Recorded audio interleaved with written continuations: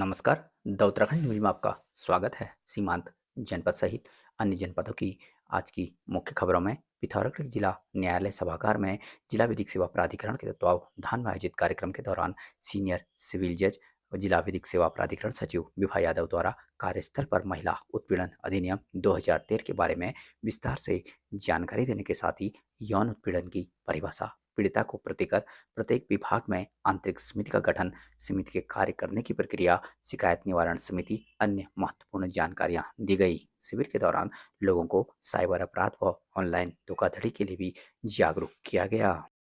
पिथौरागढ़ में अवैध खनन के खिलाफ खनन विभाग का छापेमारी अभियान लगातार जारी है, जिसके तहत जिला खान अधिकारी राहुल नेगी की अगुवाई में घाट क्षेत्र में टीम द्वारा निरीक्षक के दौरान 3 वाहनों को अवैध खनन सामग्री परिवहन करते हुए पाए जाने पर वाहनों को स्थल पर सीज किया गया। इसके अतिरिक्त एक जेसीबी मशीन को भी अवैध खनन में लिप्त पाए जाने पर सीज किया गया। टीम में भुवन चंद्र पंत, देव सिंह, राजस्व उप निरीक्षक कर्ण पांगती, देवगिरी शामिल थे।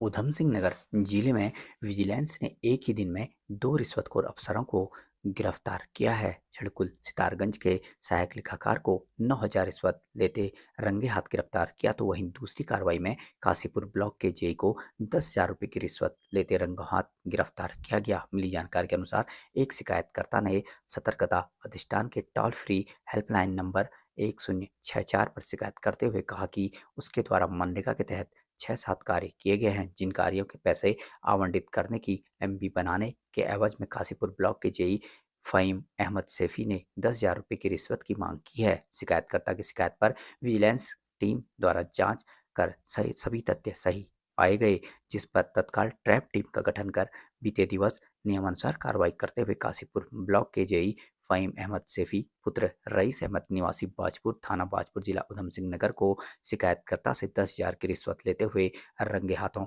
ब्लॉक कार्यालय काशीपुर में गिरफ्तार किया गया। आरोपी की गिरफ्तारी के दौरान कार्यालय परिसर में हड़कंप मचा रहा।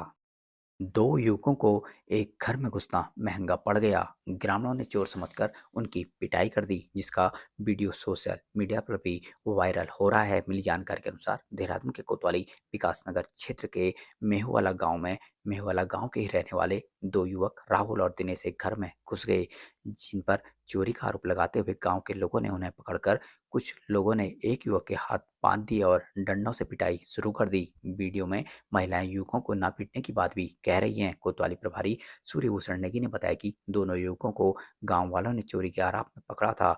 युवकों के माफी मांगने पर ग्रामीणों द्वारा उन्हें छोड़ दिया गया। उचित दरों पर सभी सुविधाओं के साथ नगर पिथौरागढ़ प्रवेश द्वार एंचोली में स्थित होटल मां त्रिपुरा में बारात, बैठक, पार्टी सहित अन्य आयोजनों के लिए एक बार सेवा का अवसर अवश्य दें।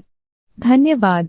अगर आप 12वीं पास करने के बाद अपने उज्जवल भविष्य की सोच रहे हैं तो पिथौरागढ़ शहर में अब उपलब्ध है रोजगार परक शिक्षा हेतु Manas college of science technology and management, जो शोभन सिंह जीना विश्वविद्यालय से मान्यता प्राप्त एकमात्र प्राइवेट कॉलेज है, जहां आकर्षक परिसर में सुसज्जित प्रयोगशालाएं, हवादार कमरे, उच्च कोटि के प्रोफेसर्स, अनुभवी प्रबंधन द्वारा व्यक्तित्व विकास के साथ साथ मनोरंजन, खेल एवं कैफेटेरिया सुविधाएं उपलब्ध हैं।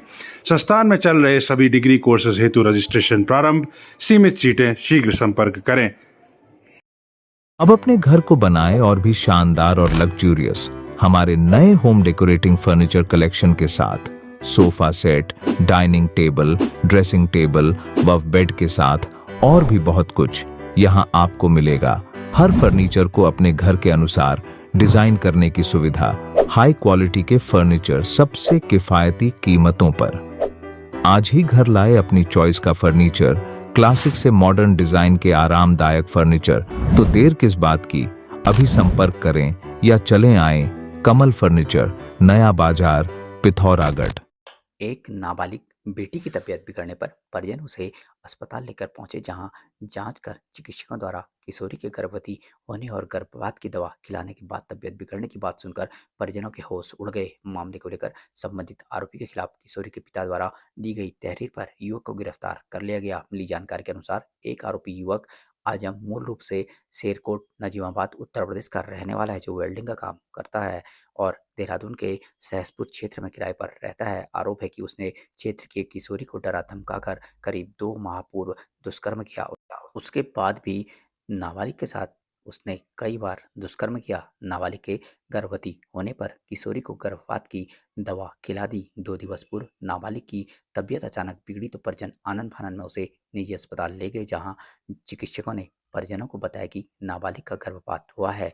पीड़िता ने परिजनों को बताया कि आरोपी ने 2 बार गर्भपात की दवा खिलाई थी। यह सुनकर परिजनों के होश उड़ गए। परिजनों ने सहसपुर थाने पहुंचकर आरोपी के खिलाफ तहरीर दी।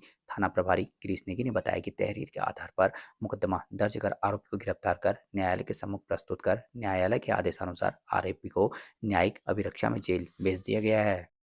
एक तरफा प्यार में एक युवक ने युवती पर तेजाब फेंक दिया। गनीमत रही कि युवती उस स्थान से हट गई जिससे वह बच गई और आरोपी फरार हो गया। युवती की रिपोर्ट पर पुलिस ने आरोपी को खोजबीन कर गिरफ्तार कर लिया। देहरादून पुलिस मीडिया से मिली जानकारी के अनुसार बीते दिवस थाना डोईवाला क्षेत्र अंतर्गत भनियावाला निवासी युवती ने कोतवाली में तहरीर देकर बताया कि केरला निवासी रियाज नाम के एक व्यक्ति ने उसका हाथ खींचकर अभद्रता की और विरोध करने पर आरोपी ने उसके ऊपर तेजाब फेंक दिया, लेकिन युवती ने अपने आप को बचाते हुए उस स्थान से हट जाने से तेजाब उस पर नहीं गिरा और आरोपी द्वारा युवती और उसके परिजनों को जान से मारने की धमकी देते हुए वो फरार हो गया। तहरीर के आधार पर आईपीसी की धारा 354, 326, 506 आरोपी रियाज के खिलाफ अभियोग पंजीकृत किया गया। घटना को गंभीरता से लेते हुए वरिष्ठ पुलिस अधीक्षक देहरादून के आदेशानुसार आरोपी की गिरफ्तारी के लिए प्रभारी निरीक्षक डोईवाला के नेतृत्व में टीम का गठन कर घटनास्थल के आसपास और संबंधित स्थानों पर लगे सीसीटीवी कैमरों का अवलोकन कर जानकारी जुटाते हुए टीम द्वारा आरोपी रियाज पीपी निवासी कुनियिल केरला उम्र 35 वर्ष को जॉलीग्रांट क्षेत्र से गिरफ्तार किया गया। पुलिस की पूछताछ में आरोपी ने बताया कि वह बेंगलुरु में कार सेल्स एवं ड्राइविंग का काम करता है। बेंगलुरु में एक कॉमन फ्रेंड के जरिए उसकी पहचान युवती से हुई जो बेंगलुरु में पढ़ती थी।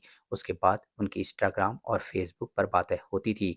जून में युवती देहरादून वापस आ गई और वर्तमान में एक अस्पताल में नौकरी कर रही थी। बताया कि वह बीते दिवस दिल्ली से देहरादून आया था तथा द्वेषपूर्वक उसने लड़की के ऊपर तेजाब फेंकने का प्रयास किया।